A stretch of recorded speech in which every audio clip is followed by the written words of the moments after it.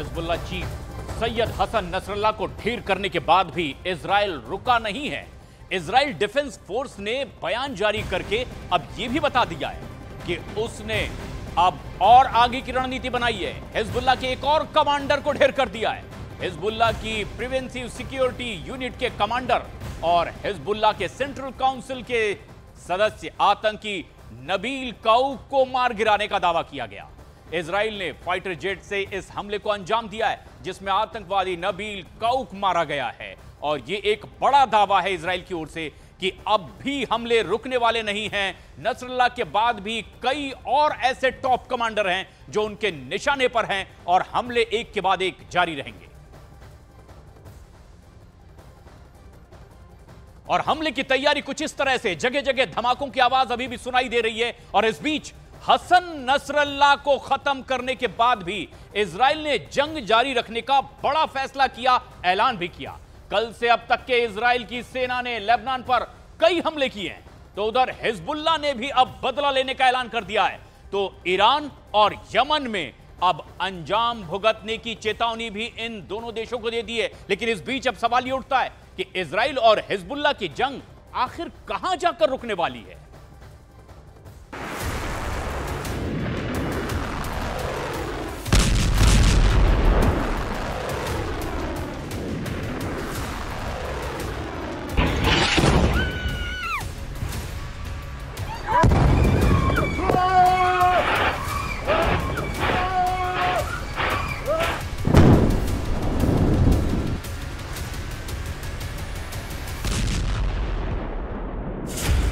Hezbollah chief Hassan Nasrallah की मौत के बाद भी नहीं रुके इजराइल के हमले।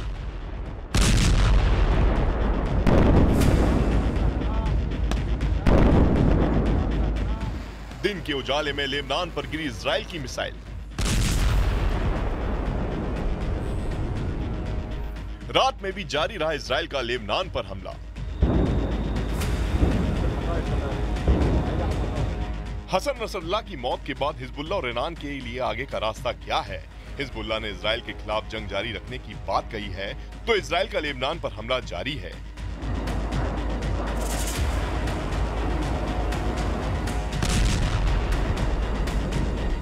इजराइल और हिजबुल्लाह के बीच जारी जंग में आगे क्या होगा, ये 3 बड़े और बुनियादी फैसलों पर टिका है। पहला, अब हिजबुल्लाह क्या करेगा? दूसरा, ईरान क्या करेगा? और तीसरा और सबसे बड़ा, इजराइल क्या करेगा? इजराइल अपने सबसे करीबी अमेरिका और दूसरे सहयोगी देशों के युद्ध विराम के प्रस्ताव को दरकिनार कर अपना इरादा साफ कर चुका है। लेकिन इजराइल और अमेरिका के बीच अंदर खाने क्या प्लान हो रहा है, इसकी साफ तस्वीर अभी दुनिया के सामने नहीं है।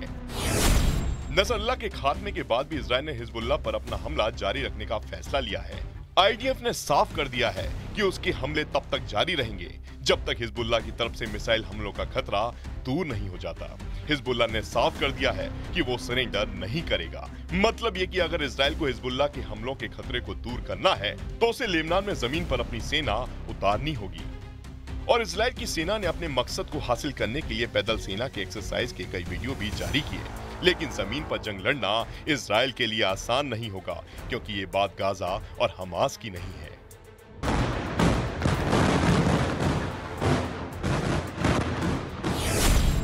– 2006 में लेबनान में इजराइल और हिजबुल्लाह में आखिरी सीधी जंग हुई थी।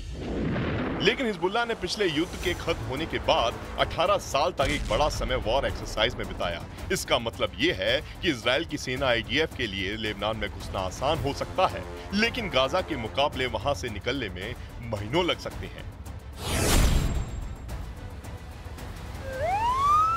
इजराइल के साथ संघर्ष में हिजबुल्लाह को बड़ा नुकसान झेलना पड़ा है। हिजबुल्लाह के एक के बाद एक टॉप कमांडर मारे गए हैं। पिछले दिनों पेजर और वॉकी टॉकी धमाकों ने भी हिजबुल्लाह के संचार तंत्र को नुकसान पहुंचाया, जबकि इजराइल के हवाई हमलों में हिजबुल्लाह के कई हथियार तबाह हो चुके हैं।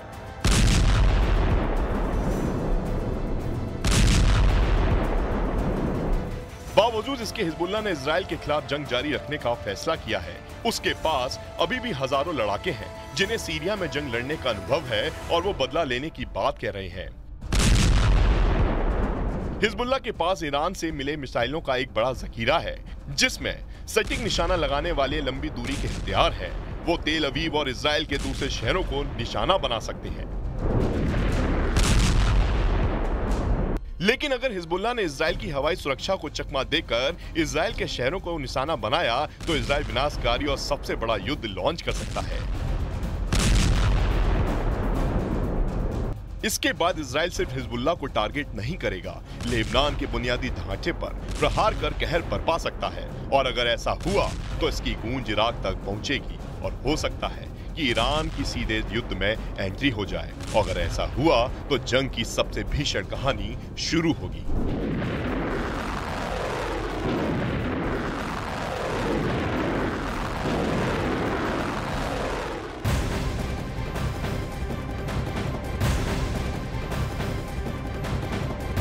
इजराइल के हमले रुके नहीं है। कुछ इस तरह से एक के बाद एक कई इलाकों को नेस्त नाबूद करता चला जा रहा है इजराइल, और हमले धमाके एक के बाद एक जारी हैं। लेकिन अब इजराइल हवाई हमले में हसन नसरल्लाह की मौत के बाद उसके ममेरे भाई हाशिम शफीउद्दीन को हिजबुल्लाह की कमान मिल सकती है।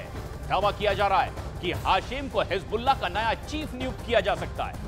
हाशिम लेबनान में हिजबुल्लाह का सीनियर लीडर है और हिजबुल्लाह के एग्जीक्यूटिव काउंसिल का प्रमुख भी है। और इतना ही नहीं, हाशिम जिहाद काउंसिल का चेयरमैन भी है और इसे यूएस स्टेट डिपार्टमेंट से 2017 में आतंकवादी घोषित किया गया है। लेकिन अब इसके हाथ आ सकती है कमान नसरल्लाह की जगह। ममेरा भाई नसरल्लाह का अब ये कमान संभालने के लिए तैयार है, जिससे कि 2017 में ही यूएस स्टेट डिपार्टमेंट ने आतंकवादी घोषित कर रखा है।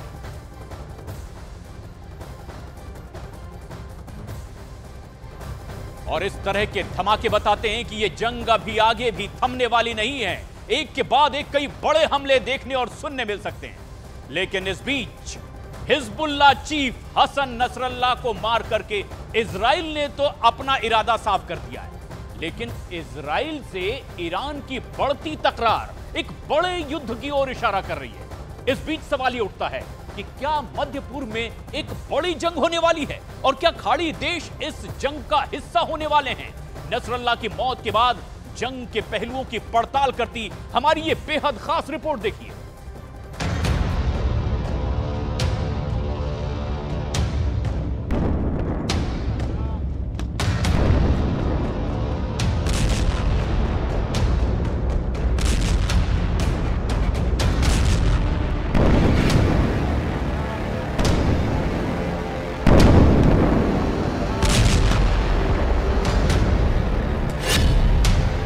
इजराइल से सीधा युद्ध करेगा ईरान।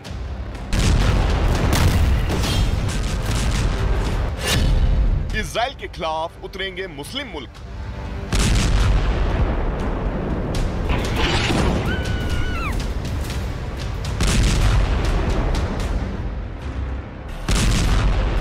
इजराइल ने अपना इरादा, वादा और कायदा सब समझा दिया है। हसन नसरल्लाह की मौत के बाद इजराइल के प्रधानमंत्री बेंयामिन नेतन्याहू ने 2 टूक शब्दों में कहा कि हसन नसरल्लाह आतंकी था, इजराइल का दुश्मन था, जिसके खात्मे के साथ हिसाब बराबर हो गया है। Yesterday, the state of Israel eliminated the arch murderer Hassan Nasrallah. We have settled accounts with someone who is responsible for the murders of countless Israelis and many nationals of other countries, including hundreds of Americans and dozens of French. Nasrallah was not just another terrorist, he was the terrorist. He was the axis of the axis, the main engine of Iran's axis of evil. He and his people were the architects of the plan to destroy Israel. He was not only operated by Iran, he also frequently operated Iran. शुक्रवार को UNGA में Netanyahu ने नक्शे पर 2 तस्वीर दिखाई। एक तस्वीर को उन्होंने श्राप और दूसरे को आशीर्वाद बताया। और अमेरिका के न्यूयॉर्क से ही फोन पर हिजबुल्लाह चीफ के खात्मे का ऑर्डर दिया। डंके की चोट पर इजराइल ने हसन नसरल्लाह के मारे जाने का ऐलान किया। Map of a curse. It's a map of an arc of terror that Iran has created and imposed from the Indian Ocean to the Mediterranean. Iran's malignant arc has shut down international waterways. It cuts off trade. It destroys millions destroys nations from within, and inflicts misery on millions. मतलब Israel ने जिसे अपना दुश्मन माना उसे मारकर हिसाब बराबर किया।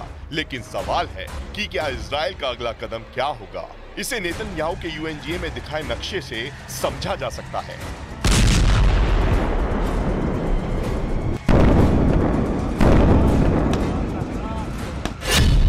नेतन्याहू ने नक्शे पर जिसे श्राप बताया, जिसे नक्शे का काला धब्बा माना गया, उसमें 4 देश सीरिया, इराक, ईरान और यमन हैं।